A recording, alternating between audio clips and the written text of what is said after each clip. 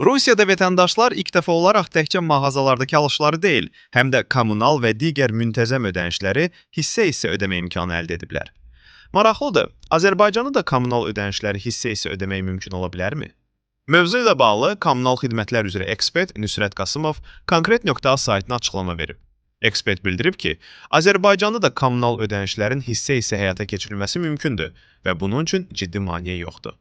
Nüsrət Qasımovun sözlərinə görə, kommunal ödənişlərin hissə-hissə edilməsi xüsusilə sosial baxımdan həssas əhali qrupları üçün maliyyə yükünü azalda bilər.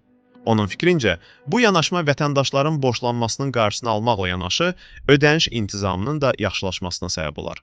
Ekspert əlavə edib ki, bu mexanizmin reallaşması üçün müvafiq qurumların təşəbbüsü və normativ hüquqi mexanizmlərin hazırlanması vacibdir.